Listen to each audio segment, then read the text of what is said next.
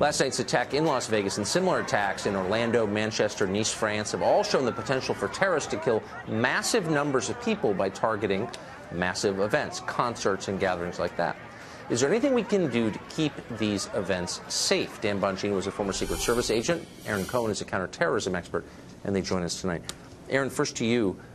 You can think of ways that you could lock down events like this, but they would basically entail making it almost impossible to get to the events. Is there a way to secure an arena or a place with 20,000 people that is consistent with the way we live now? Or we have to change completely the way we live in order to be safe?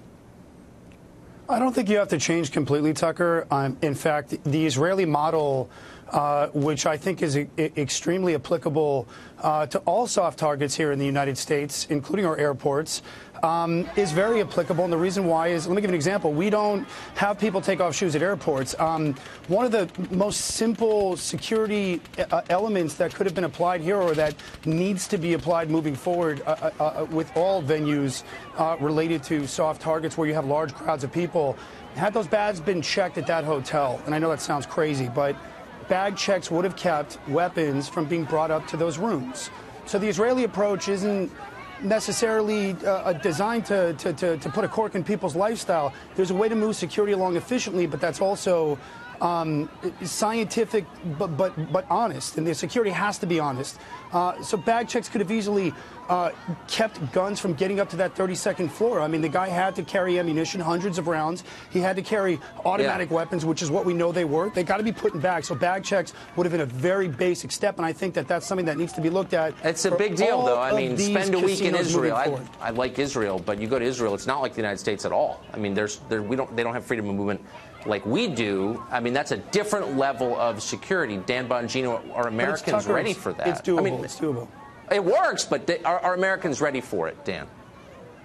I don't think so, Tucker. And the problem you have with setting up, say, bag checks are not a bad idea, but say magnetometers combined with bag checks, is you have in essence the Fort Lauderdale airport shooting, where you have a clean area, sterile, clean and devoid of all weapons, but then you have an area right outside where you can just engage people lining up either at a bag check or magnetometers. I think one practical step we can all agree on going forward is mid and large-sized police departments are probably going to look at building up their counter-sniper teams, and any type of big outdoor rally now, obviously now that this has been put in the idea of every terrorist in the world watching this, you're probably going to see a counter-sniper and a spotter at these events looking at these window matrices and keeping them safe. Tucker, I don't disagree with your with your guest. And Dan, you and I park our cars in the same garage, and we both want the best for the country as far as security, but counter-snipers aren't going to keep bags or guns from being brought up into hotels.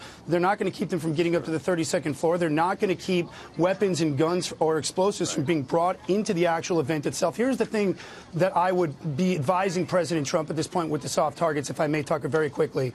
The purpose of, or what makes Israeli security really work well, we realize you can't get total security. It's impossible. So we use what's called multi-layers. And multi-layering means by stacking layers of as many different levels as possible, it would take a multi-failure event for this idiot to be able to open fire.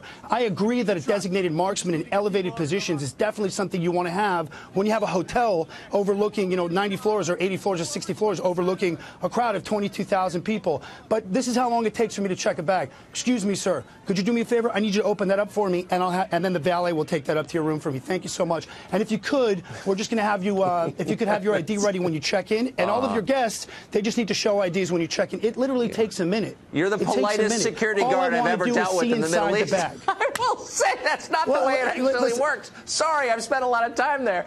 Wait, but hold on, Dan.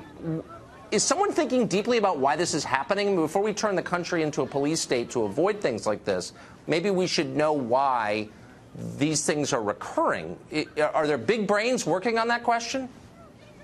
I hope so, because the most troubling part of this story, since I've been up since 5 o'clock in the morning doing commentary on this, is the troubling lack of a motive at this point. I mean, at this point in the game, I know it's in its infancy, the investigation, but I assure you behind the scenes, social media postings, financial transactions, friends and family networks, people are being interviewed. The fact that nothing's leaked out yet about any kind of a substantial motive is deeply troubling. But I assure you, yes, the best experts from federal, state, and local law enforcement are looking at this right now to find out what the heck is going on. Yeah, because something's going on in American society that it has nothing to do with guns. It has to do with attitudes or something. And I think it's worth figuring out. Gentlemen, thank you for that. I appreciate it.